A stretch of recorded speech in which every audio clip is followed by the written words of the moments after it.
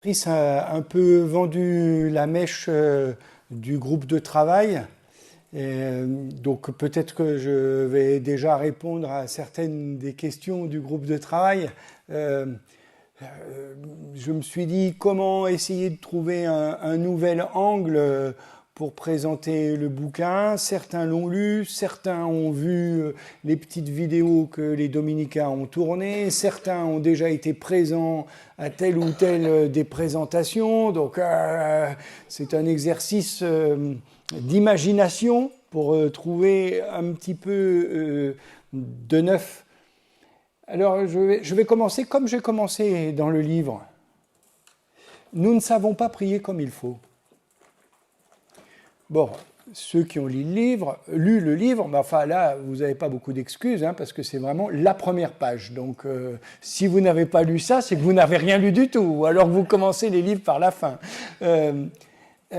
C'est du moins pour moi, impossible de traduire ce verset. Je ne sais pas exactement ce qu'il veut dire, et les quelques exégètes ou je ne sais pas comment on dit, hellénisants que j'ai consultés m'ont aidé, mais je ne suis pas sûr que... Voilà. Enfin, admettons, on va traduire. Nous ne savons pas prier comme il faut. Et figurez-vous, c'est très bien ainsi. Figurez-vous, il ne faut surtout pas en sortir. Voilà, parce que le jour où on commencera à savoir prier, c'est que ça ira très mal. Enfin, c'est que ce ne sera plus la prière, quelque chose comme ça. Pourquoi je commence avec cela ? Parce que une des questions qui est posée et que peut-être je ne travaille pas assez dans le livre, c'est ce qu'il en est de nos prières universelles dans les paroisses, ou bien là où je rends service actuellement, à Mazille, où il y a une tradition fort développée de la prière d'intercession. C'est vrai à Mazille, mais c'est vrai aussi dans nombre de communautés nouvelles où la prière d'intercession tient une place centrale. Hein, et ça ne marche pas. Et ça ne marchera jamais. Et ça vient, en outre, de ce que nous ne savons pas prier comme il faut. Et cela est très bien parce que ce dont il s'agit dans la prière, ce n'est pas tellement ce que nous disons, mais le fait que nous disions, à savoir le fait que nous nous adressions à Dieu. Du coup, on peut dire n'importe quoi dans la prière. Ça n'a aucune importance. Je vais essayer de développer.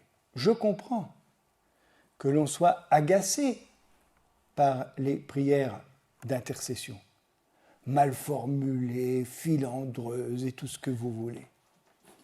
Mais on s'en fiche. Et je donne à un endroit du livre la fin du psaume 136 comme exemple de prière qui dit n'importe quoi, que les crânes de leurs enfants soient fracassés sur le roc, puisque c'est ainsi que se finit le si beau psaume 136. Au bord des fleuves de Babylone, nous étions assis et nous pleurions, nous souvenant de Sion. Au saule des alentours, nous avions pendu nos harpes. Nos bourreaux nous demandaient « Chantez-nous », disait-il, quelques chants de Sion. Comment chanterions-nous en terre étrangère un chant de Sion ? Voilà, c'est magnifique, n'est-ce pas ? Un beau lyrisme, puis des mots, puis le jeu sur la musique impossible alors que le psaume est lui-même une musique. Donc tout est là pour faire tourner les commentaires rabbiniques au mieux. Et Babylone, qui prendra tes enfants pour fracasser leur crâne sur le roc. Voilà. Donc si on peut prier avec ces mots-là, eh bien on ne va pas s'affoler du reste. Voilà. c'est un peu une boutade, mais pas seulement. Cette question, elle est posée depuis toujours. Depuis toujours, la prière, ça ne marche pas. Alors, parmi les textes que je cite, il y a la lettre d'Augustin à une veuve qui s'appelle Proba. Peut-être on y reviendra. Augustin s'affronte à cette question. Pourquoi ça ne marche pas? Pourquoi Dieu nous dit-il de demander alors qu'il ne nous donne pas en réponse? Là où je fais un petit écart par rapport au livre, peut-être on peut projeter, s'il vous plaît, c'est que j'ai trouvé, on m'a fait écouter, et j'ai chopé ça, un petit texte de Saint Bernard, lui aussi intraduisible. Donc c'est pour ça que j'ai mis le latin, mais on va lire tout de suite la troisième colonne, c'est-à-dire celle de la traduction des sources chrétiennes, considérée comme une des plus, enfin la plus sérieuse en français, parce que celle du milieu, c'est une traduction de la fin du 19e, début 20e, même si j'ai essayé de corriger, on va lire la troisième colonne, si vous voulez bien. Dieu veut qu'on lui demande même ce qu'il a promis. Peut-être même, s'il commence par promettre bien des choses qu'il a décidé de donner, est-ce pour faire naître la ferveur par la promesse. Et ainsi, ce qu'il va nous donner sans nous, la prière fervente le méritera. Par là, le Seigneur miséricordieux, qui veut que tous les hommes soient sauvés, nous arrache à nous-mêmes, le latin c'est extorque, et je préfère traduire extorquer. Par là, le Seigneur miséricordieux nous extorque à nous-mêmes des mérites. Il nous devance en nous accordant ce qu'il récompensera, et ainsi il agit sans nous, en latin gratis, gratuitement, et ainsi il agit sans nous pour ne rien nous donner, sans nous, mais là c'est au sens inverse, c'est parce que nous avons demandé qu'il nous donne, mais en fait c'est gratuitement qu'il donne. Alors, ici, ce texte de Bernard est de à peu près 1120-1125. Voilà. On voit que Bernard connaît la lettre à Proba, peut-être vous l'aurez reconnu, je dirais en quoi tout de suite. Mais ce qui m'intéresse, c'est de percevoir que Bernard est coincé lui-même par rapport à la prière. Pourquoi donc demander ? Puisque de toute façon, Dieu déjà a tout donné. Voilà. C'est quand même curieux. À quoi sert la prière ? Il n'est même pas à dire « Dieu ne répond pas ». Il est déjà dans la perspective que prier, c'est répondre, on y reviendra aussi, mais il y a quand même un paradoxe. Pourquoi faut-il prier ? Puisque Dieu a depuis toujours décidé d'être provident, puisque Dieu a depuis toujours décidé de donner, puisque Dieu depuis toujours se donne. Et donc, une espèce d'astuce, je crois que c'est une astuce. Je ne crois pas que Bernard y croit pour de vrai, mais c'est quand même très intéressant. Il faut que nous croyions que nous l'avons demandé. Voilà. C'est pour nous la prière. C'est pour que nous croyions que nous l'avons demandé. C'est-à-dire qu'il ne nous accorde pas comme ça, comme si ça n'avait pas de prix. Pour rien. Vous savez, les choses qui ne valent rien, ça n'intéresse personne. Pourtant, les choses importantes sont les choses sans prix. Voilà tout l'équivoque du vocabulaire. Et le vocabulaire qui est aussi notre situation, ce n'est pas simplement des problèmes de vocabulaire. Donc, je trouve très intéressant ce petit passage de Bernard, parce qu'il a parfaitement vu que la prière, ce n'est pas fait pour obtenir quelque chose, puisque Dieu a déjà mis à disposition toute chose La preuve, il s'est donné. Mais, pourquoi faudrait-il prier? Alors, chez Bernard, ici, comme nous venons de le lire, c'est une histoire de mérite. Bon, je crois qu'ici, c'est le vocabulaire médiéval, et en particulier le vocabulaire féodal. Donc, le mérite est une chose excessivement importante. C'est aussi comme cela que se gèrent les situations dans l'échelle sociale médiévale. Voilà, alors on est plus ou moins sensible au vocabulaire, mais ce qui m'intéresse là, c'est encore une fois, c'est pour nous la prière. C'est pas pour Dieu. C'est d'autant plus intéressant que ce petit extrait ne parle pas du tout de la prière. Ce petit extrait se situe comme un commentaire du fiat de Marie, qu'il me soit fait selon ta parole, et Bernard interprète ce fiat comme une prière.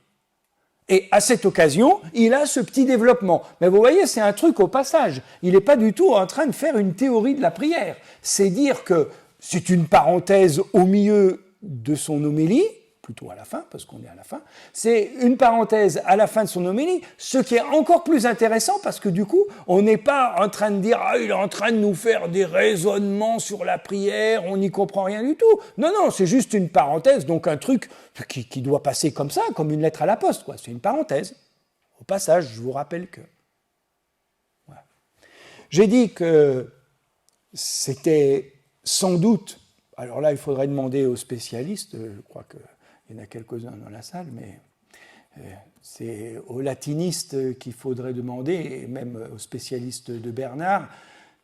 Est-ce que Bernard connaissait la lettre approba? Je pense, ou du moins la théorie d'Augustin, selon laquelle prier, c'est exciter en nous le désir de Dieu. Pourquoi prions-nous? Et Augustin répond, ne croyez pas que ce soit pour fléchir le Seigneur. Il n'a pas besoin d'être renseigné. D'ailleurs, comme le dit l'Évangile, dit Augustin, il sait, avant que nous le lui demandions, ce dont nous avons besoin. Alors, pourquoi donc prier? Pour nous faire voir ce que nous devons demander. Nous prions, les mots sont utiles pour nous, pour que nous voyions ce que nous devons demander, et donc soyons capables de l'accueillir. La prière est là pour exciter en nous le désir de Dieu. Il ne dit pas exactement le désir de Dieu, il dit pour que nous voyions que ce que nous... Enfin, exciter, le mot y est, pour exciter en nous le désir de la vie qu'il est lui-même. Voilà. Donc, je crois que lorsque nous prions, nous ne sommes pas là pour fléchir le Seigneur, pour le renseigner, ni même pour attendre ce que nous demandons. Nous sommes là pour exciter notre désir de lui. Sauf que le désir de Dieu, c'est pas un truc abstrait. Enfin, le désir que nous avons de Dieu. Ce n'est pas un truc abstrait comme ça, qu'est-ce que ça pourrait bien être? Non, non. Le désir que nous avons de Dieu, c'est ici et maintenant, qu'est-ce que c'est qui me tend? Vers quoi suis-je tendu? Et donc, je vais l'exprimer à travers les choses qui font ma vie. J'entends des catéchistes, il ne faut pas dire du mal des catéchistes. J'entends des catéchistes. Il ne faut pas prier pour soi. Ah bon, pourquoi? Il ne faut pas prier pour les choses matérielles. Ah bon, pourquoi? Oui, il ne faut pas prier pour les choses matérielles parce que comme de toute façon, ça c'est sûr que ça ne marche pas et que c'est repérable que ça ne marche pas, c'est très embêtant de prier pour les choses matérielles. Mais c'est la seule raison, parce que je ne vois pas pourquoi on ne prierait pas pour les choses matérielles. Après tout, c'est moins grave éthiquement de prier pour gagner à l'euro million plutôt que le crâne des enfants de Babylone soit fracassé sur le roc, quand même. Donc, on s'en fiche de ce qu'on demande. Non. On raconte ce qui est important. Parce qu'à un ami, on ne lui parle pas de la pluie et du beau temps. On lui parle de notre vie. Voilà. Alors moi, je comprends. Je crois que ça fait 40 ans que j'ai passé le bac. Eh bien, figurez-vous, il m'arrive encore de cauchemarder. C'est incroyable, hein, parce qu'il n'y avait aucune raison que je le rate, en plus. Bon, voilà. Je comprends qu'on prie pour réussir le bac. Ça ne sert absolument à rien. C'est entendu. Mais enfin, c'est quand même le souci du moment, quoi. Et donc, voilà, on peut prier pour le bac. On peut prier pour la mort de ses ennemis. Peut-être c'est mieux que ce soit une bonne mort. Mais on peut même prier pour ça. Parce que de toute façon, notre prière, elle ne va pas changer la vie du bon Dieu. Voilà. Et peut-être c'est ça qui fait la différence entre la prière des païens et la prière des disciples. Quand vous priez, faites pas comme les païens qui rabâchent, s'imaginent qu'à force de prière... Voilà. Non. Voilà. Peut-être c'est ça la différence. Nous ne prions pas pour obtenir une réponse. Ça, c'est, je crois, très important. C'est, à mon avis, ce qui fait que l'Évangile n'est pas une religion. Nous ne prions pas pour obtenir une réponse. Qu'est-ce que c'est prier ? C'est, alors, première définition de tout à l'heure, exciter en nous le désir de Dieu, très bien, c'est répondre à l'amour de Dieu qui est le premier. C'est cela la prière. Nous mettre en situation. Attention, la prière, ce n'est pas les 3 minutes qu'on passe avant un conseil pastoral parce qu'il faut invoquer l'Esprit Saint. Avec ou sans invocation, le conseil se passera selon l'humeur des participants. Ce qui importe, c'est de nous mettre en disposition, c'est-à-dire d'apprendre à disposer nos vies, et ainsi seulement peut-on prier sans cesse, apprendre à disposer nos vies de telle sorte qu'elles soient réponse à l'amour de celui qui, le premier, nous a aimés. Voilà, ça c'est ma thèse du bouquin, pour ceux qui l'ont lu, que je vous ai ramené à partir de l'exemple des intentions de prière, de la prière universelle ou des prières d'intercession. Voilà. Nous prions parce que nous essayons de former nos vies en forme de réponse à l'amour de Dieu qui est premier. Le reste, c'est de moindre importance, je crois. Du coup, pour arriver à cela, ça suppose de renverser quelques évidences, des évidences qui parfois sont dans la traduction liturgique, soit des Écritures, soit du texte liturgique lui-même, soit des conceptions théologiques qui sont, je crois, de travers. C'est le but du chapitre 1er que certains trouvent un petit peu compliqué. Je pense que certains textes cités au chapitre 1er ne sont pas faciles. Il y a d'une part le texte de Karl Rahner et peut-être pire encore le texte de Michel de Certeau. Voilà, j'essaye de faire œuvre de pédagogue pour répondre, pour introduire à ces textes.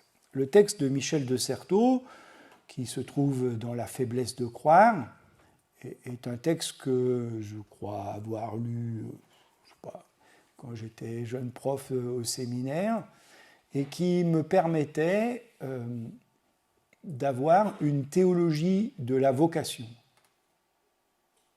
Voilà. Qu'est-ce que c'est discerner sa vocation. Parce que, avec nos manières de parler que Dieu appelle et que nous répondons,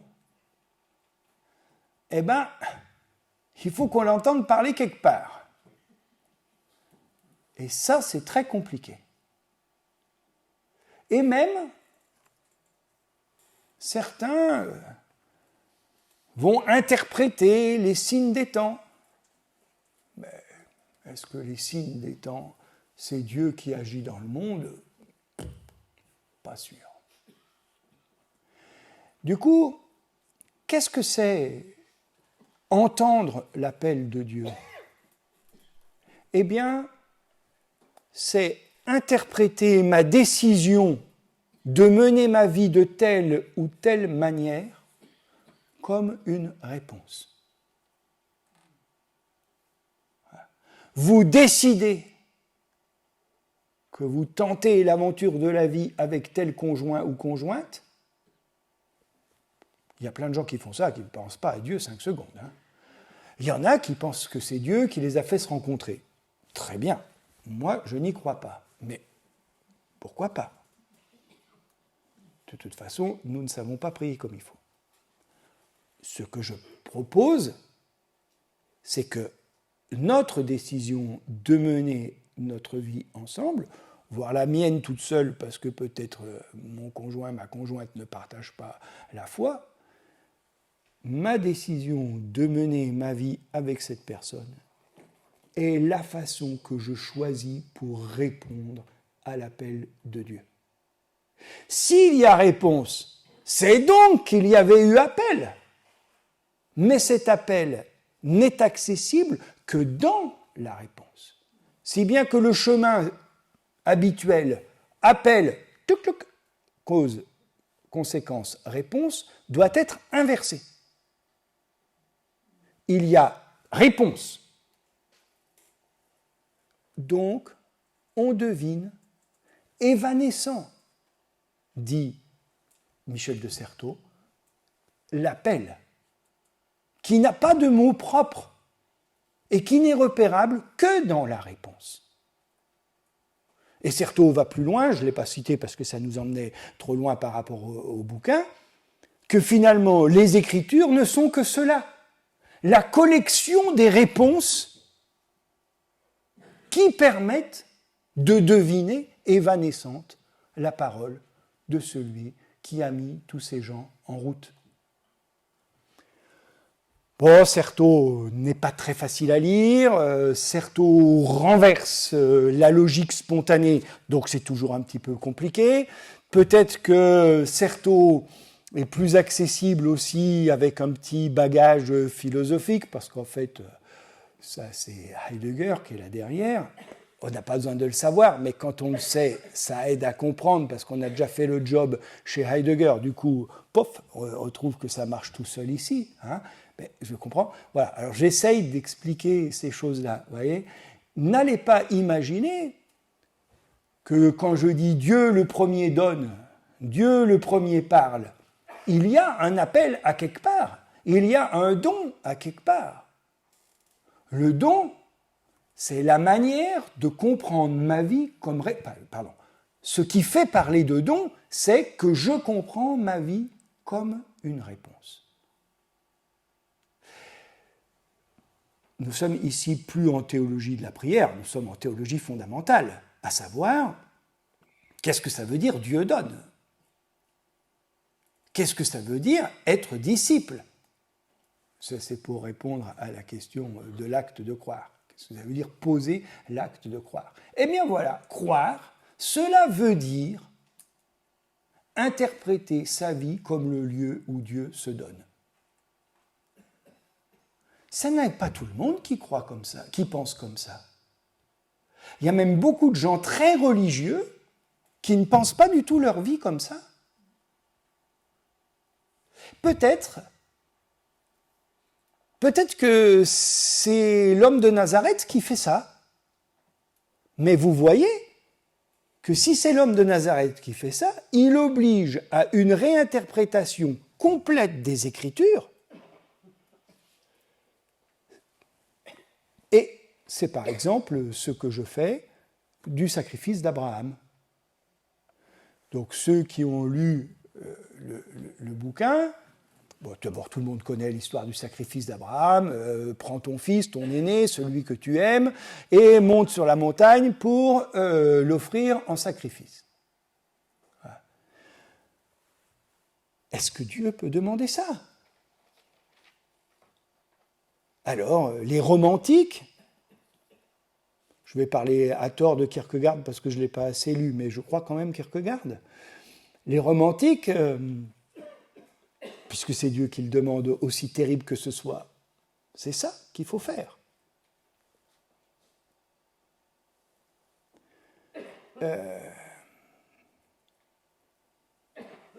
L'Épître aux Hébreux, qui commente ce passage,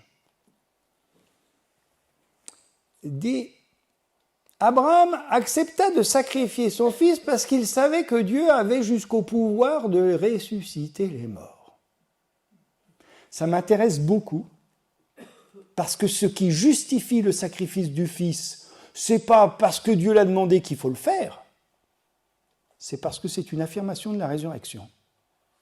Ce qui décale quand même pas mal le sujet.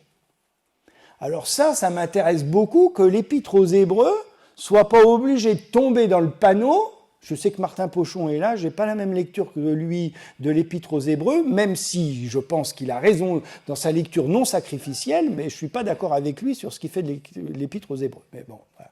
Et donc, c'est très intéressant, l'Épître aux Hébreux, pourtant, à la thématique sacrificielle, ne tombe pas là-dedans. Abraham sacrifie le fils parce il croyait que Dieu avait le pouvoir d'aller jusqu'à ressusciter les morts. Donc, affirmation de la résurrection. Quelle est la lecture que nous faisons habituellement du sacrifice d'Abraham?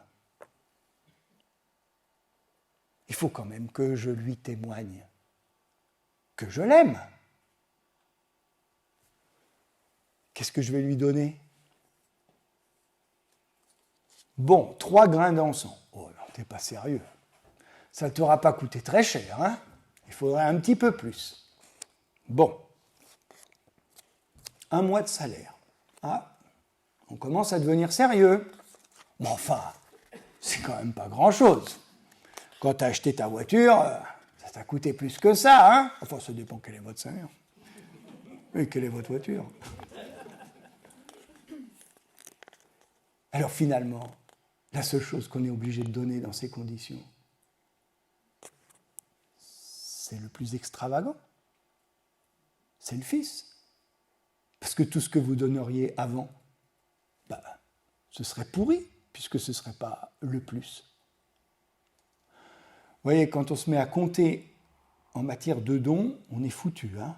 Ça, on le sait avec les enfants à table, ou celui qui débarrasse le lave-vaisselle, je l'ai fait 3 fois de plus que lui la semaine dernière, etc. On est tous passés par là. Ou si ce n'est pas le lave-vaisselle, c'est autre chose.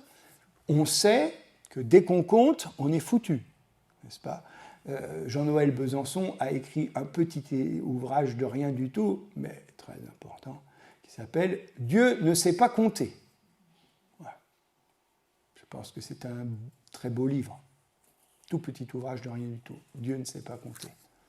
Voilà. Donc, Abraham est parti et il est obligé d'aller offrir le fils. Jamais Dieu lui a demandé un truc pareil. D'abord, parce que Dieu ne demande pas des conneries. Et surtout parce que Dieu ne parle pas. Je veux dire, personne d'entre nous l'a jamais entendu parler. Je ne vois pas pourquoi on se mettrait à croire tous que quand les Écritures disent qu'il parle, il a parlé. Ça doit vouloir dire autre chose. Vous voyez ? Donc, Abraham se met en tête qu'il faut offrir le fils. Et nous avons droit à la conversion d'Abraham. Il comprend que croire, ce n'est pas offrir à la divinité. Croire, c'est recevoir. C'est la divinité qui donne. Et d'ailleurs, qu'est-ce qui se passe? Immédiatement, le texte nous recite Genèse 12, de la promesse de la descendance. Cette fois, il peut l'entendre. Mais alors nous avons renversé ce qu'est la relation à la divinité. La relation à la divinité n'est pas offrir des trucs à Dieu, mais accepter que Dieu veuille bien nous donner. C'est anthropologiquement aussi valable que théologiquement, ou plus exactement, si c'est valable théologiquement, c'est parce que ça l'est déjà anthropologiquement. Les gens qui donnent tout le temps, aussi généreux qu'ils soient, ils finissent par nous gaver. On ne peut plus respirer. Vous avez peut-être vu le film qui s'appelle Harry, un ami qui nous veut du bien, quelque chose comme ça. Voilà. C'est exactement ça. La catastrophe assurée. Dans un couple, dans l'amitié, entre frères et sœurs, entre parents et enfants, je crois qu'une des choses qu'il faut apprendre, c'est à recevoir. C'est comme ça que j'ai compris que les mamans pouvaient, pour de vrai, se réjouir des colliers de nouilles. Car on s'en fiche, n'est-ce pas? Mais on apprend à recevoir. C'est ça qui fait vivre. Oui.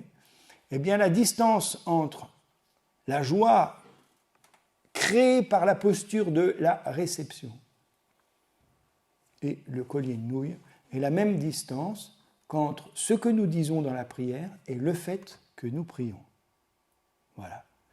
Donc ne nous scandalisons pas des prières mal foutues. Bon, il y en a qui sont décidément hérétiques, il y en a qui sont décidément racistes, tout ce que vous voulez. Voilà. J'imagine qu'un certain nombre de prières du patriarche Kirill ne doivent pas être très théologiques en ce moment. Bon. Ouais. Mais on s'en fiche. Hein. C'est le cardinal Marx qui faisait remarquer que durant la guerre de 14, l'épiscopat français priait dans les mêmes termes que l'épiscopat allemand pour la victoire. Voilà. Si vous voulez, comme commente le cardinal Marx, quand on se rend compte de trucs comme ça, on se demande comment il y a encore des chrétiens aujourd'hui. Parce que quand même. Voilà. Donc, la prière d'intercession, oui, parce qu'elle nous donne les mots pour savoir ce que nous désirons. Ou plus exactement, elle nous donne les mots qui nous permettent de désirer la seule chose que nous puissions demander, lui. Et finalement, le recevoir. Mais après, voilà, on va prendre des distances. Du moins, c'est à mon avis comme ça qu'il faut envisager. Et c'est ce qui m'aura permis de faire un petit tour dans le bouquin avec un angle un peu différent en répondant un peu à une de vos questions. Ce que je peux rajouter, encore quelques minutes et puis après on fera un échange, c'est comment j'ai pensé le livre. Je ne l'ai pas pensé comme un livre de spiritualité, parce que la spiritualité, ça n'existe pas. Je veux dire par là que chez les chrétiens, il n'y a pas de spiritualité. Il y a la vie vécue selon l'esprit de sainteté. Et donc, la spiritualité, comme un département de notre existence, ça n'a pas de sens. Et quand au séminaire, il y avait la vie intellectuelle, la vie spirituelle, la vie je ne sais pas quoi, apostolique, non, il y a un truc qui ne va pas. Après, on s'étonne que la liturgie prenne une telle place. Mais ce n'est pas la question. La question, c'est comment nous essayons de faire en sorte que toute notre vie soit selon l'esprit, ce qui veut dire spirituel. Donc, ce n'est pas un livre de spiritualité, c'est un livre de théologie. Et j'étais très embêté parce qu'il fallait essayer de faire une théologie de la prière, alors que la prière, c'est justement pas un moment.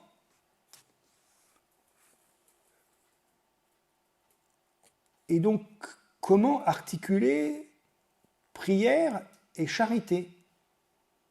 Je pense que non seulement c'est une question brûlante, mais que c'est une question nécessaire, et peut-être la première. D'un certain point de vue, ce chapitre, le 5e, qui articule prière et charité, aurait dû être le premier. Parce que je crois que c'est le plus important.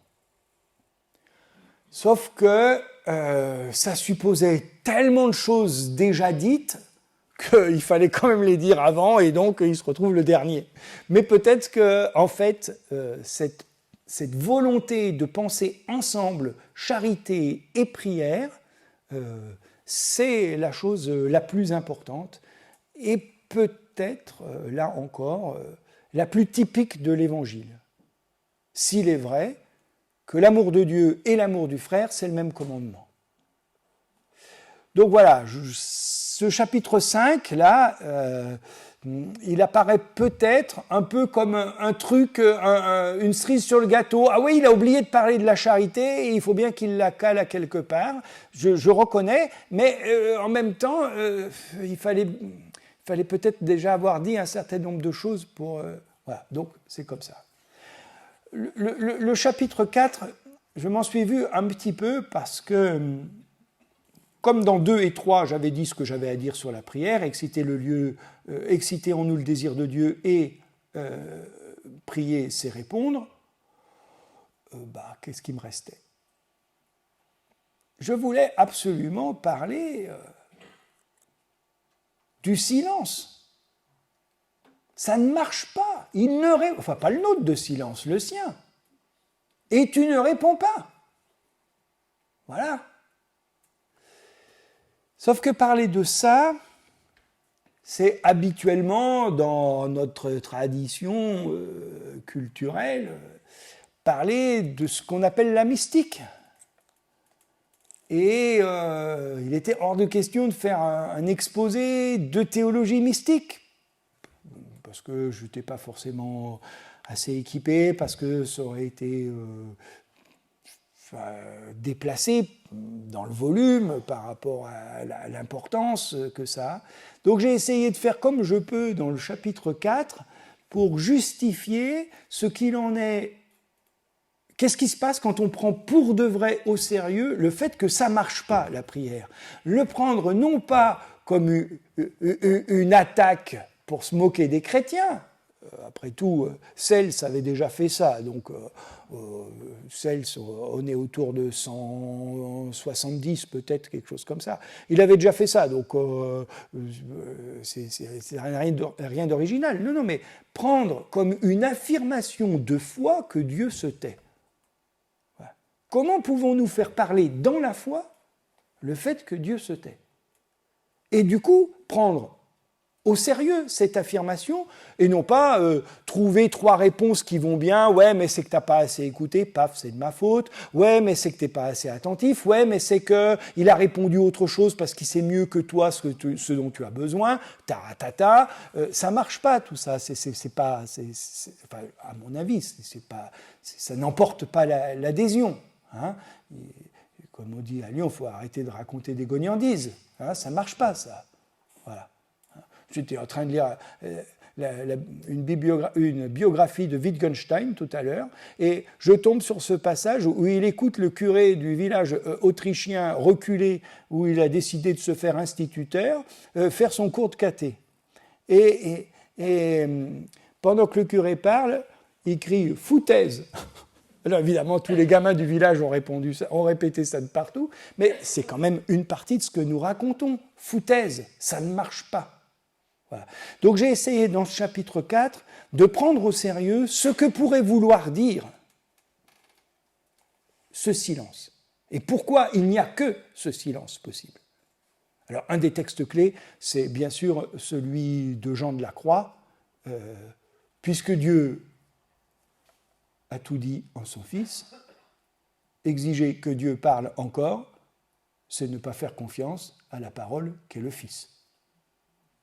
Donc Dieu n'a plus rien à dire. Voilà. Alors, le temps du Verbe est complètement faux, parce qu'on mélange éternité, temps, etc. Bon, on ne sait pas bien ce que ça veut dire.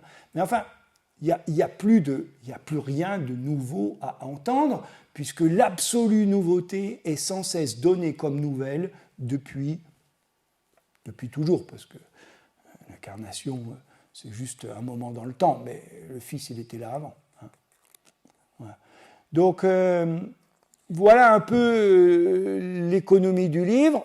Bon, et puis j'ai dit, le chapitre 1, j'ai refilé ma théologie fondamentale, parce que je crois que pour parler de la prière, il faut en parler par rapport à la conception qu'on se fait de Dieu. On ne prie pas de la même façon selon la conception que l'on a de Dieu, et la manière de prier change notre conception de Dieu. Donc voilà pourquoi il y avait ce chapitre, avec sans doute quelques textes un peu plus abstraits, un peu plus techniques. Mais là, je crois avoir... j'ai donné le texte, il est difficile, mais je crois avoir donné des pistes pour entrer dans le texte. Voilà. Voilà, je vous remercie.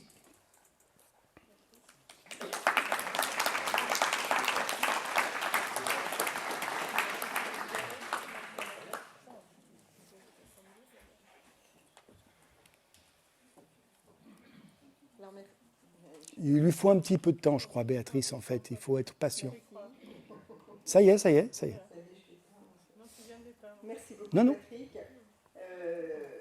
Je pense que vous avez donné quelques pistes, mais il en reste encore beaucoup à explorer. Et donc maintenant, n'hésitez pas à poser toutes les questions que vous souhaitez. Oui, on pourra prendre les questions du groupe, mais on peut peut-être donner un peu la parole. Moi, quand j'ai lu votre livre qui m'a beaucoup intéressé, je me suis posé la question pourquoi avez-vous écrit ce livre et pour qui? Voilà, pourquoi et pour qui? Bon, pourquoi? Parce que c'est une commande de l'éditeur. Je n'aurais pas eu l'idée d'écrire un livre qui aurait pu être de spiritualité. Quand je me suis aperçu que j'arrivais à en faire un livre de théologie, alors j'étais convaincu. Et pourquoi aussi? Parce que ça fait tellement longtemps qu'un certain nombre de personnes me disent qu'il faut que j'écrive, que je répondais que moi je ne sais pas écrire si je n'ai pas une commande. J'avais expérimenté ça notamment avec les articles que j'avais déjà produits ici ou là, que je me suis dit, là, tu ne peux pas dire non, puisque tu as quelqu'un qui te fait une commande. Donc vas-y, tu verras bien. Donc ça, c'est le pourquoi, au moins le pourquoi très proche. Le pourquoi plus ancien, il existe quand même parce qu'un certain nombre des textes qui sont ici, je les connais depuis 40 ans, et que c'est ça que j'ai dit, enfin la lettre approba, c'est ce que j'ai raconté sur la prière depuis des années. Donc, d'un certain point de vue, je savais que ça marchait, ça. Enfin, que non seulement pour moi, mais dans la discussion, la réponse avec les gens, ça marche, ça, la lettre approba. Ce qui est curieux, c'est que ce texte, quand même assez disponible, soit finalement si peu connu, et pire, paraissent tellement sacrilège, il ne faut peut-être pas exagérer, mais enfin décalé par rapport à ce qu'on raconte. Je ne sais pas si un jour, dans un manuel de catéchisme, j'ai vu la position augustinienne comme catéchèse sur la prière. C'est quand même un petit peu curieux.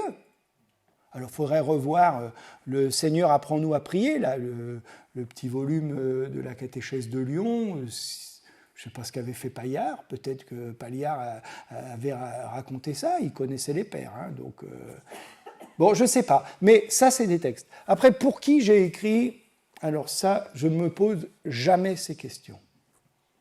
Quand j'écris une homélie, je ne me pose pas la question. C'est peut-être un tort. Hein. Je veux que ce que j'écris, je puisse le justifier. Voilà. Donc je me suis fait un peu violence pour supprimer ou alléger les notes, parce que l'éditeur m'a dit non. Bon, très bien. Mais pour moi, ça c'est important. On ne pense pas tout seul. Et une manière de ne pas penser tout seul, c'est d'entrer en discussion avec plein de monde. Voilà. Donc ça ne répond pas à la question pour qui j'écris, mais un peu comment. Voilà, voilà. Après, je me débrouille avec mon auditoire. Là, c'est différent, mais voilà. L'éditeur aurait bien voulu que le livre ressemble un peu à mes homélies, mais je n'ai pas su faire. Peut-être faudrait-il savoir faire. En une page et demie, poser une question et essayer de la résoudre. Mais l'homélie, c'est quand même un truc de l'éphémère. Il y a quelque chose de sketch dans l'homélie, quand même. On va raconter des choses importantes, hein, on va essayer, mais quand même, voilà, et toutes les semaines, il faut en sortir une. Voilà, qu'est-ce qui va sortir, comment il se renouvelle, hop. Donc, il y a un petit quelque chose qui joue aussi sur la circonstance, voilà. Et ben ça, j'ai pas su faire dans le livre, voilà. Alors, pour répondre à la question.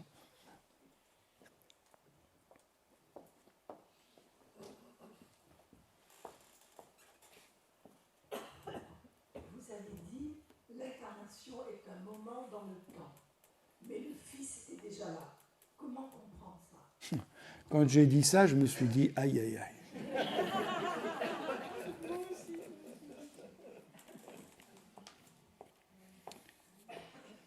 Parce que si on tire ce que je viens de dire, si on tire de ce que je viens de dire la préexistence du verbe,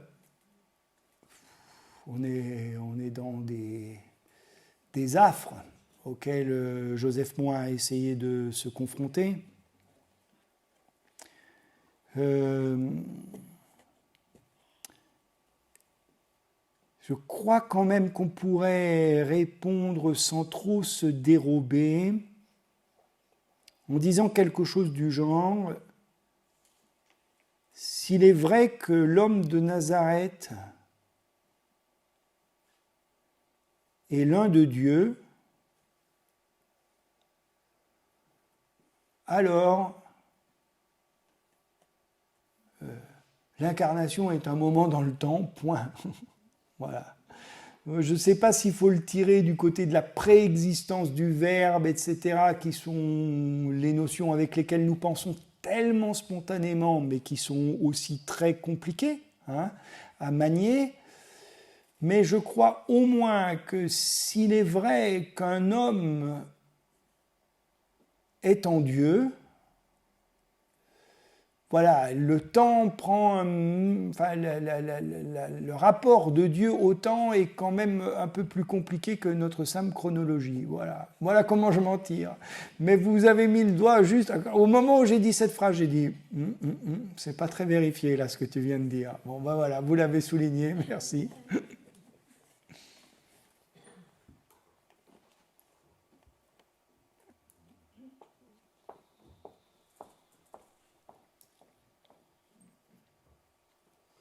Donc, moi, ce que je voudrais quand même dire, c'est un ressenti, c'est-à-dire qu'à la fois sur le fond moi, je me sens en harmonie avec ce que vous dites, et je trouve que quand je lis votre livre, je me dis, ça me fait penser à un titre de livre, Dieu par la face nord, ou la prière par la face nord. C'est-à-dire que ce que vous mettez en avant dans votre livre, c'est quand même tous les aspects rugueux, tous les aspects d'élagage, tout ce qui est finalement élagage et chose difficile dans la prière. Et effectivement, la prière est quelque chose de difficile, mais dans la prière, on reçoit des grâces.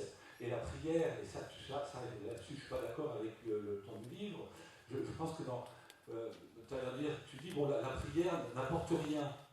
Ben, moi, je pense que si, la prière, c'est comme le chocolat, c'est quelque chose dont on devient addict, mais qui ne nous fait pas de mal et qui nous fait du bien. Et moi, j'ai la conviction que la prière, ça me fait du bien, ça nous fait du bien, et ça, je ne le retrouve pas dans ton ouvrage. Voilà.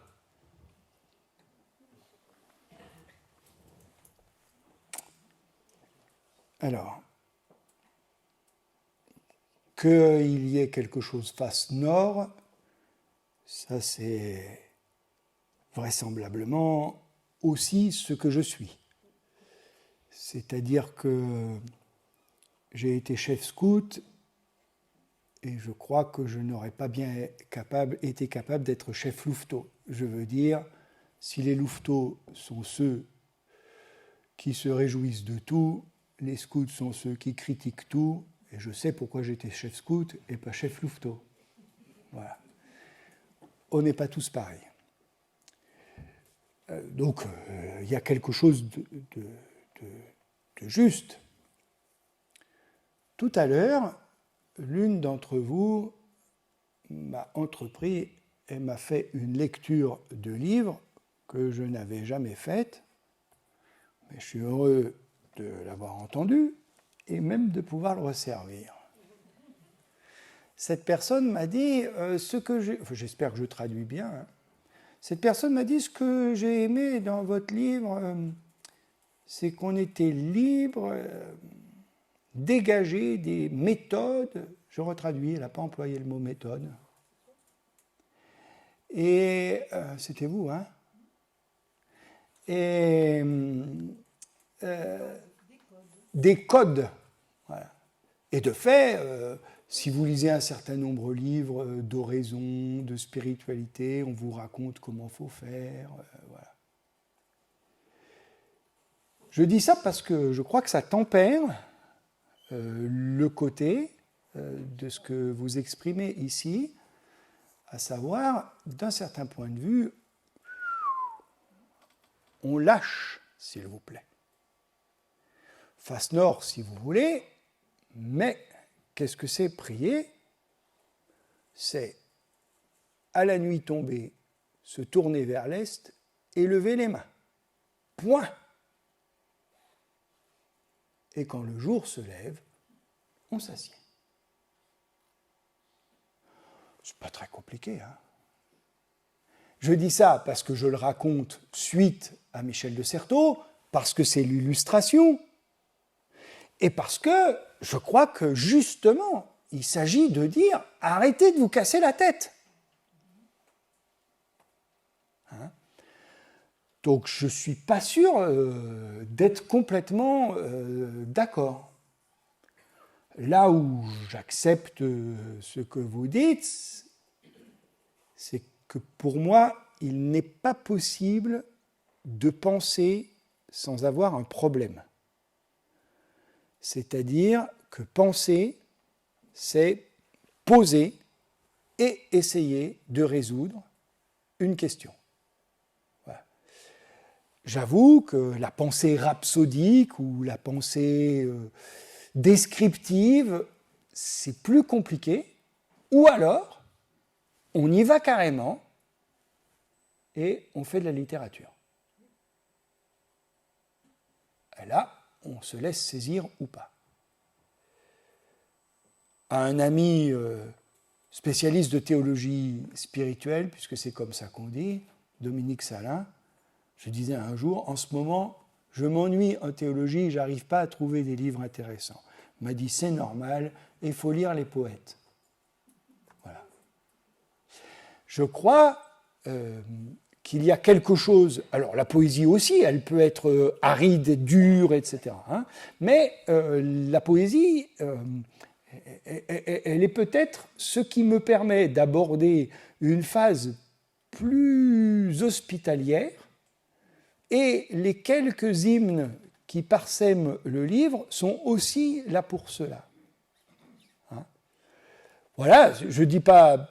J'essaye de me débrouiller avec ce que vous dites, Nicolas. Je ne suis pas sûr que le but ce soit de remporter un match qui a raison, qui a tort.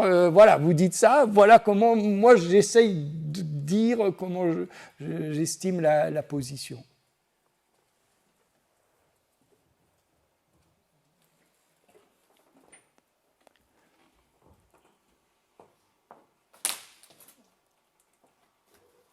Merci, je suis très sensible à votre éloge de la théopoésie. Pourquoi? Parce que, à la suite de Patrice Latour-Dupin, de Didier Rimbaud et de tant d'autres, je suis en train à l'heure actuelle d'étudier les 250 textes hymnes de Marie-Pierre Faure, qui est partie l'année dernière, qui était une amie, et je m'aperçois que c'est le langage le plus accordé, parce qu'il y a toujours une réserve de sens, et c'est le langage le plus accordé au langage symbolique qu'est l'espace parabolique des écritures. Ouais, et puis c'est le langage qui sait qu'il ne dit pas tout, ou plus exactement, qui sait que ce qu'il dit d'important n'est pas ce qui a été dit. Alors, je pense que c'est effectivement tout à fait central pour la prière. Et oui, il n'y a pas adéquation. Le royaume des cieux est semblable à. C'est semblable à. Il y a toujours une réserve de sens et une interprétation encore possible. Là, il y avait une question, je ne sais pas s'il faut la prendre. Quelle est la spiritualité carmélitaine? Approfondir Jean de la Croix et les deux Thérèse. Bon, c'est plus une idée qu'une question.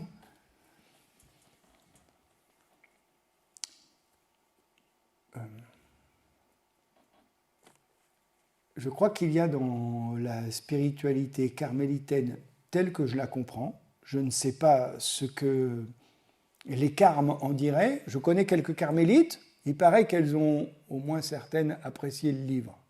Mais je n'ai pas non plus confronté mon exégèse de Jean ou quoi que ce soit. Bon. Je sais que je suis en désaccord avec une certaine exégèse de Thérèse. Voilà, quand on fait du château des demeures une méthode d'oraison, je n'y crois pas. Voilà, ça, je n'y crois pas. Et tous les carmes qui nous expliquent que la première demeure c'est ça, puis la deuxième c'est ça, non, ça je suis sûr et certain du contraire. D'ailleurs, Thérèse le dit, donc c'est pas une preuve suffisante, mais enfin. Bon. Mais il y a chez Thérèse, avec la grande, la grande, de Jesus, il y a chez Thérèse de Jésus, avec l'humour, il y a chez Jean de la Croix, avec la face nord. Ben enfin, vous comprenez, on n'a pas tous passé quelques mois dans le cachot enfermés par ses propres frères en religion. Hein. Il y a une dénonciation de l'illusion religieuse implacable. Et combien j'estime que nous en avons besoin.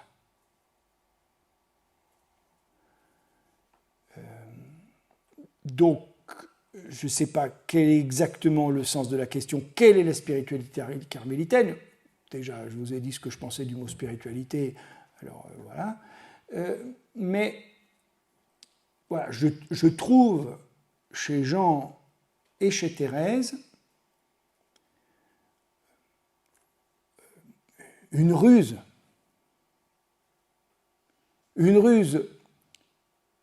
dont Thérèse rigole elle-même. Jean, non, je ne crois pas. Mais il n'est pas dupe. Pour déjouer l'illusion. Alors, chez Thérèse, elle arrive dans un village et dans un monastère qui n'est pas de notre ordre. Évidemment, il faut que les choses sales, ça se passe ailleurs. Dans un monastère qui n'est pas de notre ordre, il y avait une religieuse qui, qui se sentait très très mal et on ne savait pas que faire pour qu'elle aille mieux. J'avais compris, entre parenthèses, je connaissais bien son confesseur, qu'elle ne mangeait pas. J'ai conseillé à sa supérieure de l'obliger à se nourrir. La religieuse a été guérie. Je crois que je ne raconte pas les choses avec plus d'humour et de distance que le fait Thérèse.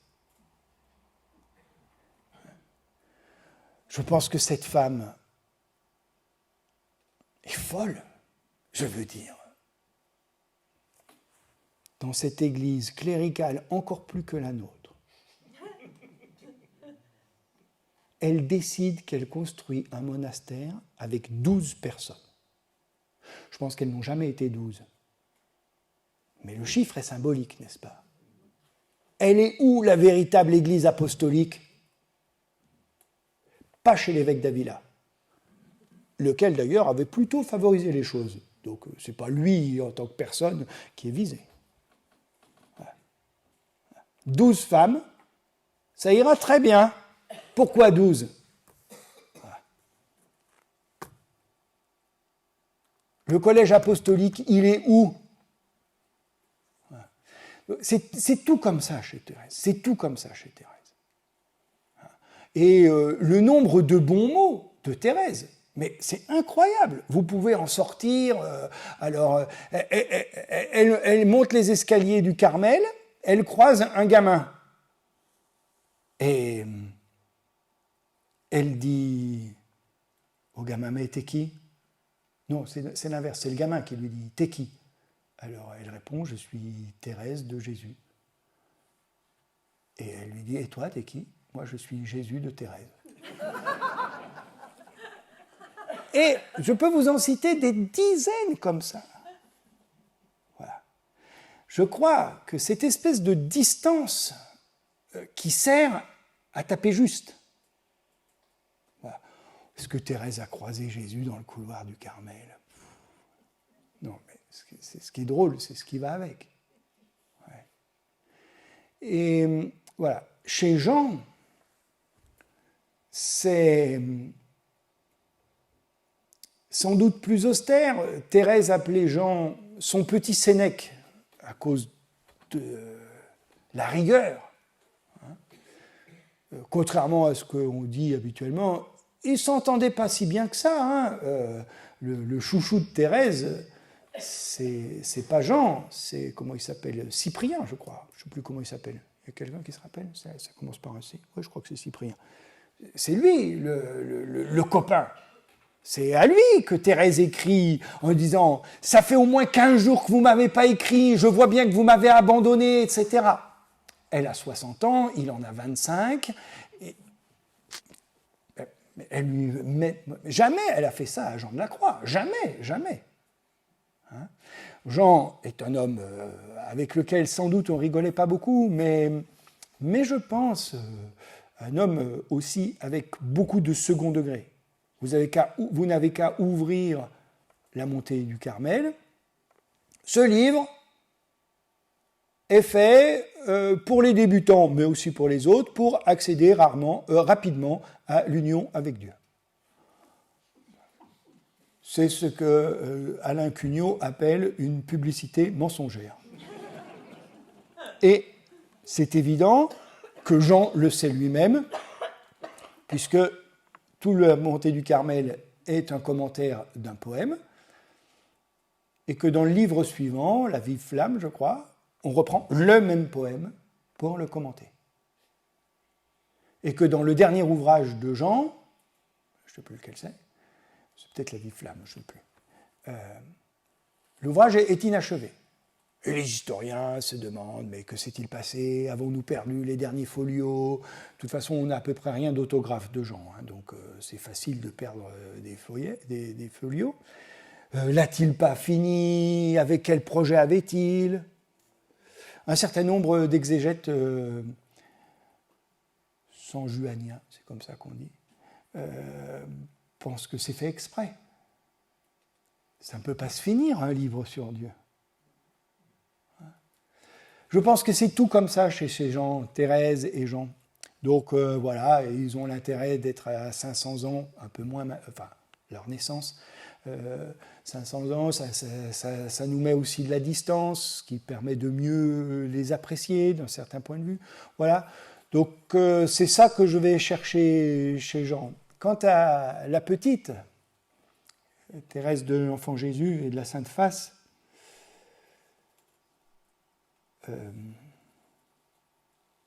ce qui m'intéresse chez elle particulièrement, c'est deux choses. Un,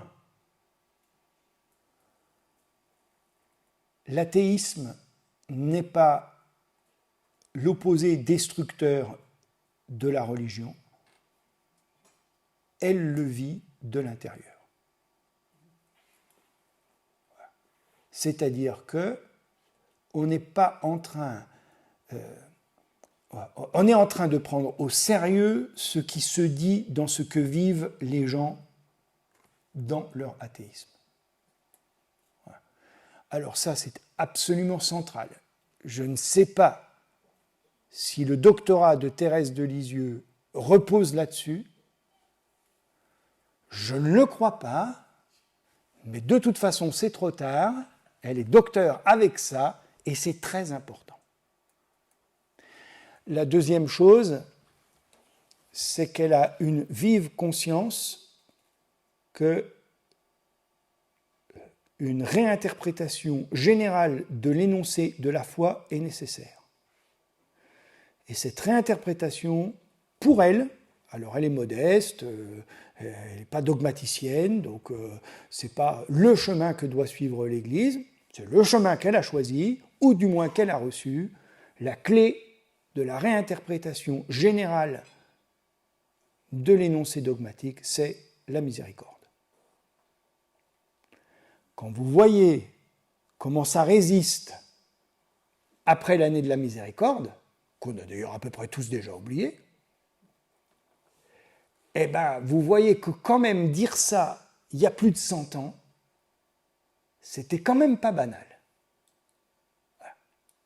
De dire, il faut tout réinterpréter, enfin moi je comprends Dieu à partir de la miséricorde, voilà, quelque chose comme ça. La citation, vous la trouvez sur mon blog, par exemple.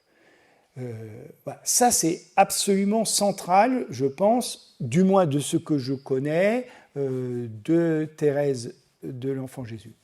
Je fais allusion, je la connais trop peu, mais ce que j'ai lu m'a en général intéressé à Judith Burroughs, qui est une carmélite britannique qui a publié, enfin, dont plusieurs textes ont été traduits récemment en français et qui se coltine aussi au silence de Dieu et à toutes ces questions-là. Et je trouve ça intéressant.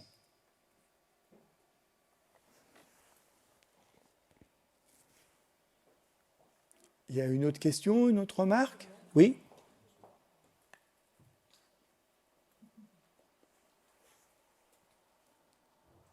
Moi, je vais retenir quelque chose de très basique. Prier pour les défunts ou avec les défunts, c'est une illusion, puisque la prière est une réponse à l'amour de Dieu.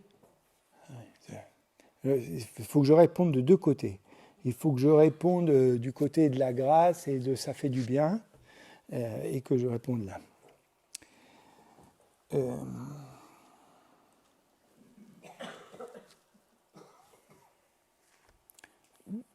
je crois que nous sommes encore bien païens avec nos défunts. Le peu que j'ai rencontré et compris de la culture malgache, qui, en matière de culte des défunts, s'y connaît, m'a permis de comprendre un peu ce que c'était que l'animisme. C'est-à-dire la vie avec les morts. Alors, il faut quand même mettre des limites, hein, parce que s'ils viennent en permanence se mêler à nos affaires, ça ne va pas faire. Donc, il y a un certain nombre de rites pour qu'ils ne soient pas trop mal de l'autre côté et qu'ils ne viennent pas trop souvent nous embêter. Mais enfin, ils sont toujours par là. Je pense,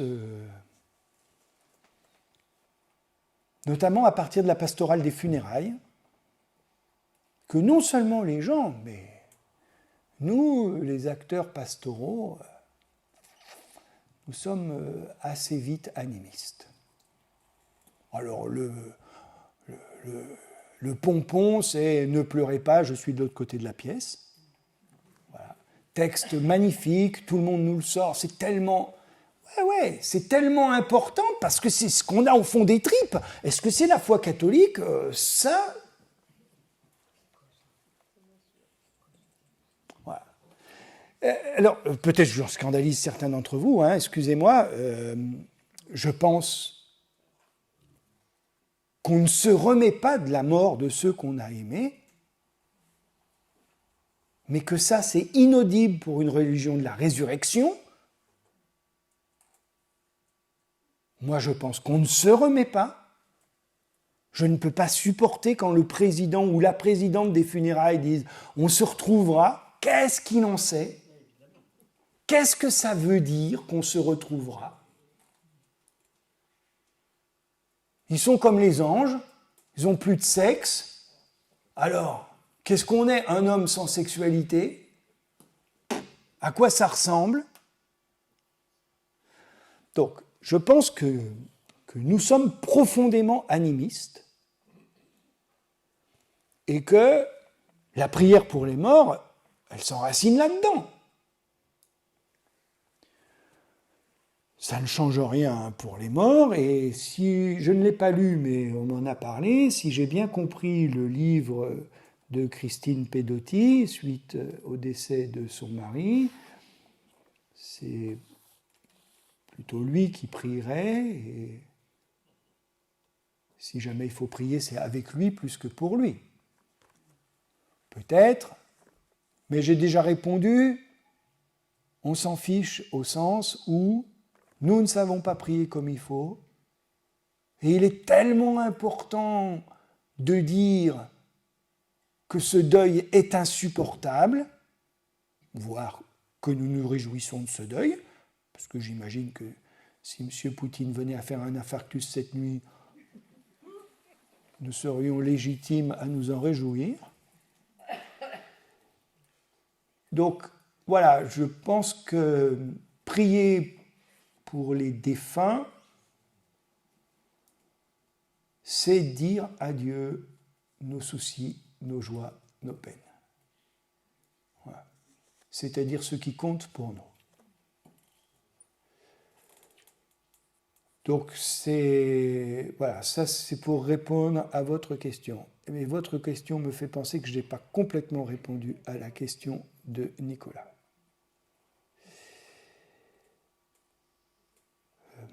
Je ne sais pas ce que veut dire le mot grâce au pluriel. Nous en faisons un usage intempestif, débridé. Et moi, je voudrais bien que les gens m'expliquent ce qu'ils veulent dire quand ils ont reçu des grâces. Je pense que la grâce, c'est Dieu en tant qu'il se donne. Car lorsque Dieu donne quelque chose, c'est lui-même. Et donc, il n'y a pas les grâce, ou alors comme diffraction de Dieu lui-même. Premier point. Deuxième point. Que nous nous sentions fort bien dans la prière, rien ne prouve que ce soit Dieu. Et ce que je crois fort dangereux, c'est de confondre Dieu et cette grâce. De telle sorte que je ne nie pas qu'on puisse se trouver très bien dans la prière, tant mieux, profitons-en, c'est pas si souvent. Mais qu'on ne vienne pas me raconter que c'est des grâces reçues du bon Dieu. Ça, moi, je suis un horrible, ici il faut dire, logicien, il y a un saut logique. C'est pas parce que je reçois quelque chose dont je ne sais pas expliquer que la cause c'est Dieu. Voilà. Et d'ailleurs, ce raisonnement, je le tiens en permanence, c'est ce qui me sauve par rapport à la question du mal. Parce que lorsque le détenu que j'ai visité hier me dit que Dieu est quand même particulièrement chien avec lui, je crois qu'il a raison. Si du moins, Dieu intervient d'une manière ou d'une autre. Quoi qu'ait fait le détenu, si ce qu'il dit ne pas avoir fait, il ne l'a effectivement pas fait, c'est encore pire, mais même s'il l'a fait, ça ne va pas. Donc voilà pourquoi je ne prends pas ce vocabulaire de la grâce, pourquoi je n'y recours pas, pourquoi je suis excessivement critique. Je pense que, autant que je me souvienne, lorsque j'étais adolescent et séminariste, jamais on n'employait ce mot-là. Il s'est mis à débarquer justement quand on n'avait plus rien à dire sur Dieu. Alors on a pris un mot qui vient combler un trou du langage. Je suis frappé combien un certain nombre de fois on peut avoir le mot grâce dans une homélie ou dans un discours de spiritualité, mais jusqu'à 10 fois, 15 fois. Il faudrait faire une analyse du discours religieux en allant mettre le micro, non pas seulement dans les conférences, mais dans les homélies et entretiens spirituels, et agir ici en auditeur du langage. Et regarder ce qui se passe. Quels sont les mots qu'on emploie, quels sont ceux qu'on n'emploie pas, comparé à ce qui se faisait avant, pour autant qu'on puisse le savoir, et essayer de réfléchir. Voilà. L'usage du mot grâce me paraît excessivement problématique, y compris dans le déferlement de ces derniers jours, mais ce n'est que révélateur. Voilà qu'on se met à célébrer des messes d'action de grâce. Et alors là, on est au summum et on a tout dit. Mais c'est un pléonasme.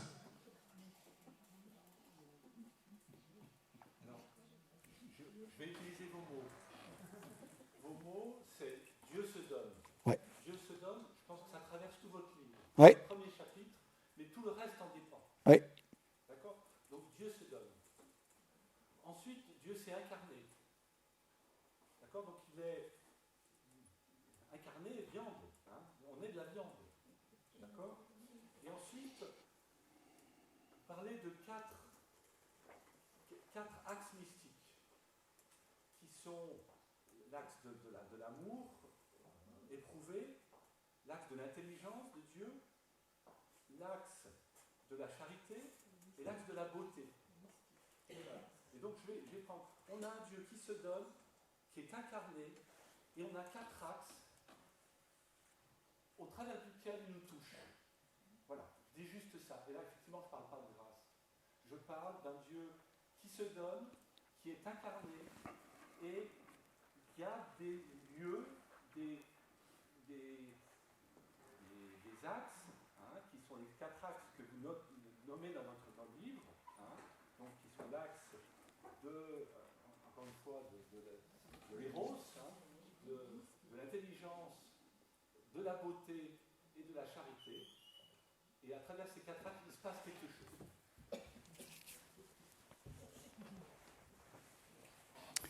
Je comprends que vous disiez ça, mais moi, ça ne me va pas. Alors peut-être je l'ai dit, mais ça ne me va pas. D'abord, je ne sais pas si je parle beaucoup d'un Dieu incarné. Hein. Je parle de Jésus, j'insiste beaucoup sur l'humanité de Jésus. Je ne sais pas bon, alors c'est sûr, je ne reviens pas là-dessus, mais je ne sais pas si ça prend autant de place que le reste. Je crois me rappeler qu'à un endroit, je dis, bon, j'arrête pas de dire que Dieu se donne, ça veut dire quoi ?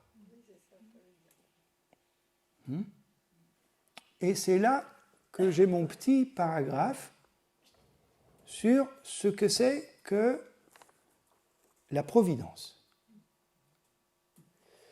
Et je suis très, très triste parce que j'avais déjà écrit ça dans un article des recherches de sciences religieuses. Dominique Salin m'avait dit « Ah, ton truc, c'est génial !»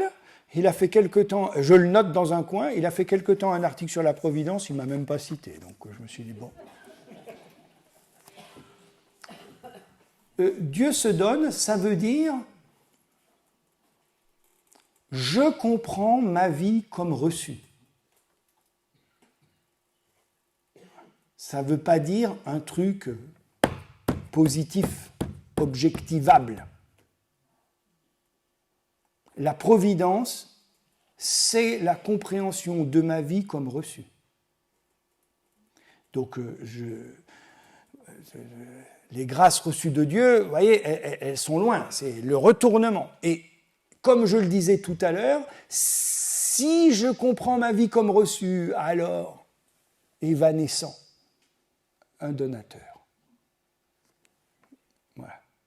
Donc, ça ne se déroule pas comme des positions logiques A, donc B, donc C. C'est au moins retourné.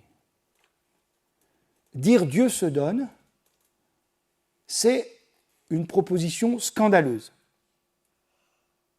Parce que c'est le contraire de tout ce que nous expérimentons. Et donc il faut prendre la mesure de ce qu'il y a de scandaleux à affirmer cela. Et voilà, au sens où Dieu se donne, ce n'est pas la même chose que dans ce que j'entends du discours de la grâce, parce que pour moi, c'est toujours, pour reprendre votre expression, par la face nord, à savoir, si jamais il y a un donateur, je ne le connais pas autrement qu'à deviner, soupçonner qu'il doit bien y avoir un donateur si ma vie, ça marche comme reçu. Quant aux 4 points, ils sont de l'ordre de la description. Voilà, je constate que pour essayer de parler de la relation qu'ils ont avec Dieu, les disciples, pas seulement les disciples, car on trouverait des choses semblables en islam, les disciples ont utilisé 4 champs sémantiques. Voilà. L'éros, l'agapé, la charité envers le prochain, la beauté et l'intelligence. Voilà. Ce n'est pas une théorie, c'est pour essayer de se repérer à travers les discours, peut-être pour soi-même, se dire, tiens, moi ça m'aide plus.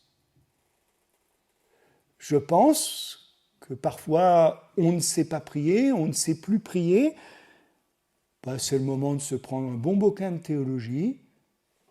Il est probable que ça nous remette en route sur la prière. Voilà. Parce que essayer de ressembler à Dieu comme quelqu'un d'intelligent, bah, ça aide à ressembler à Dieu, tout simplement. Je crois que c'est ça la mystique thomasienne de Thomas d'Aquin. C'est parce qu'il est créé à l'image de Dieu, et qu'est-ce que c'est qu'il est plus Dieu, c'est l'esprit, qu'on ne se défonce jamais assez dans cette direction. Voilà, c'est un repérage, hein, c'est pas une théorie de la vie spirituelle. Moi, je voulais vous demander, dans Matthieu 7, quand on fait dire à Jésus, demandez, vous recevrez, cherchez, vous trouverez, frappez, l'on vous ouvrira, quiconque demande reçoit, et cherche trouve. Et si, qui donne à son... y a-t-il quelqu'un parmi vous qui donne à son fils une pierre, et celui-ci demande du pain, etc., etc. Vous l'articulez de la même façon, en renversant. Je crois que je cite ce passage. D'abord,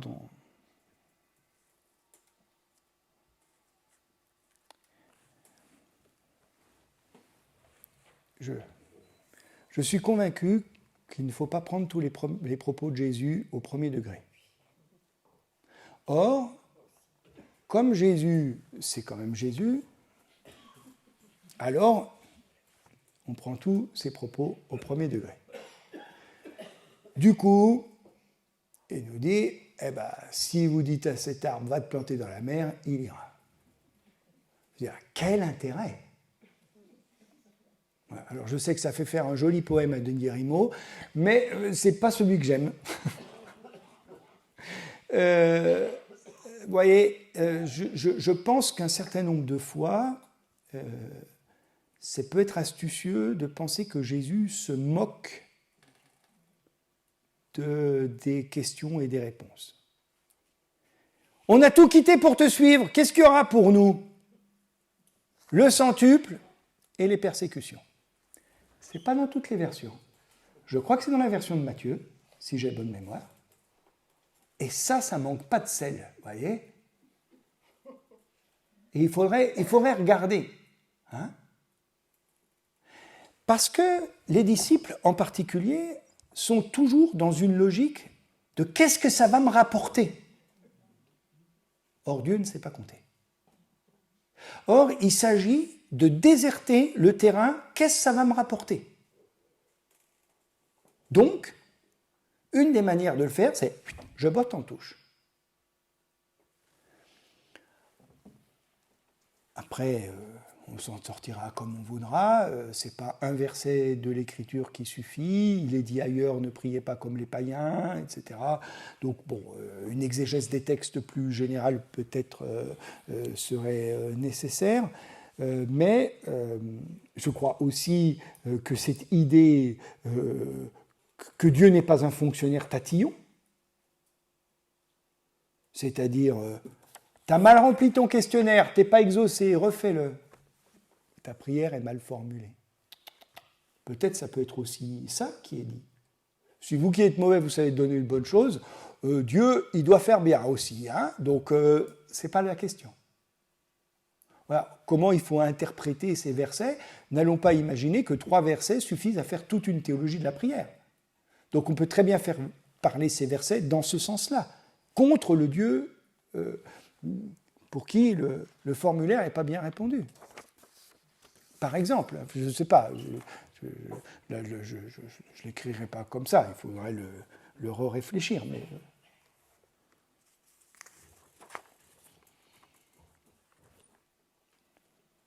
On avance dans la soirée. Est-ce que quelqu'un aurait une question absolument à poser, sinon il serait trop frustré ? Odile.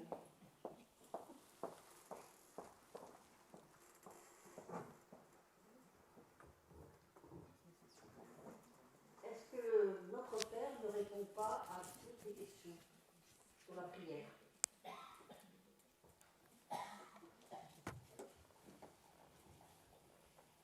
Si vous voulez. Pas très convaincu.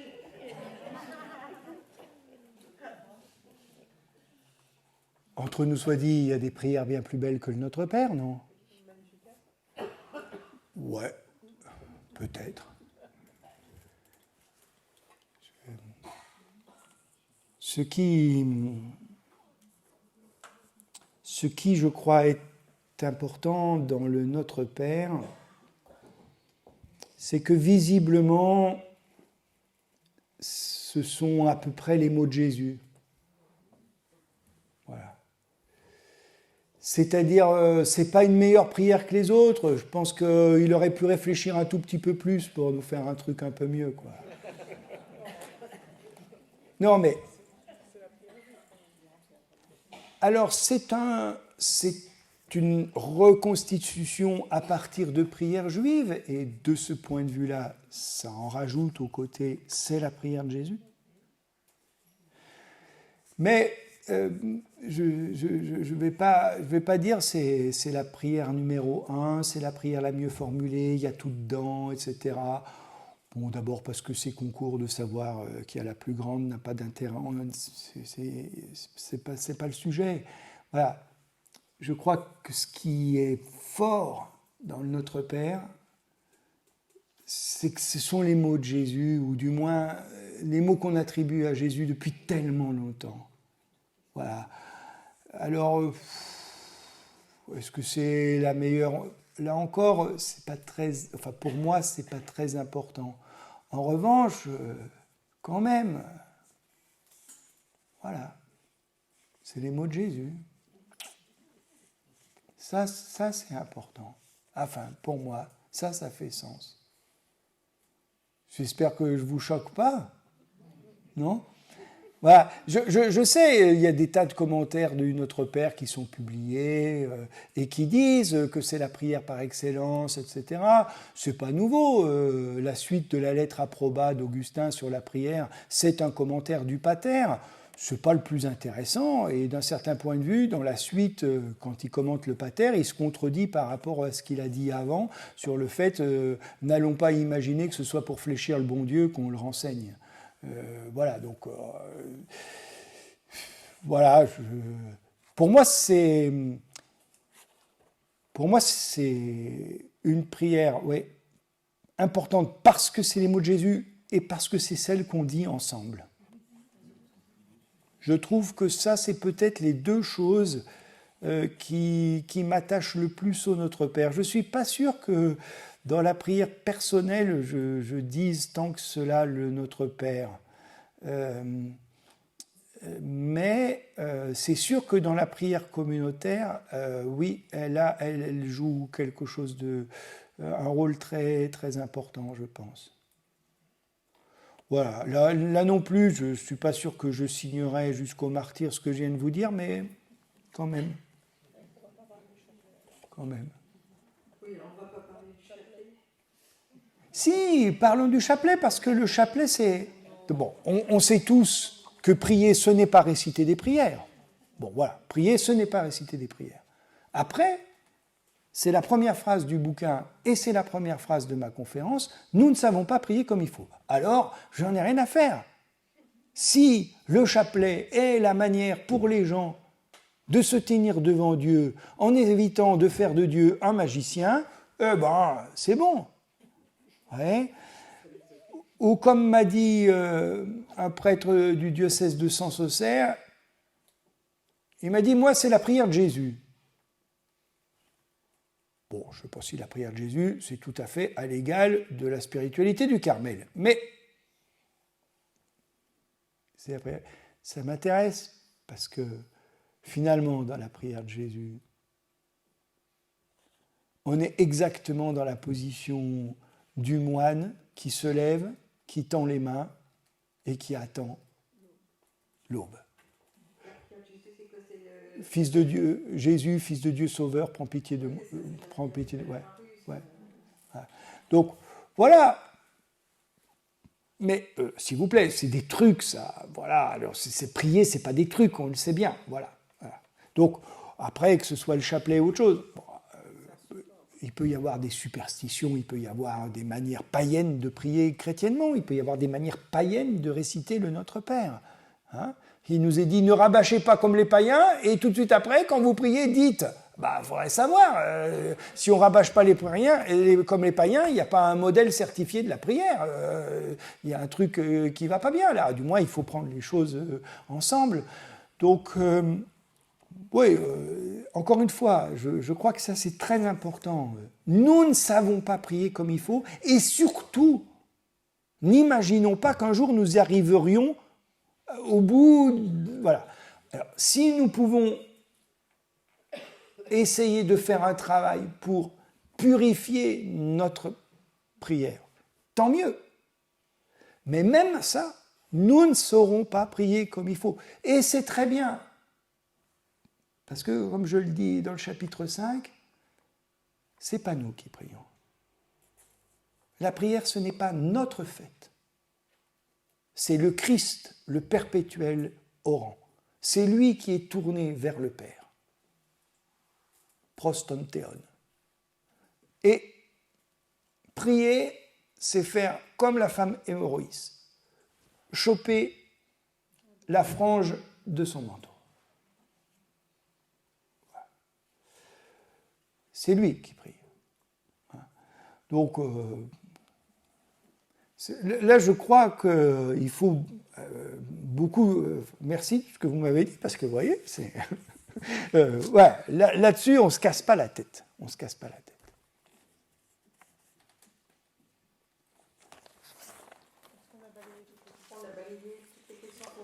Non, il y en a plein d'autres, mais elles sont parfois un peu loin. Approfondir la fracture après la Deuxième Guerre mondiale dans un monde où Dieu n'intervient pas, mais voilà, après la création des dômes, création humaine et romaine, et argument d'autorité, oui, on peut discuter, mais là, il vaudrait mieux c'est faire une conférence.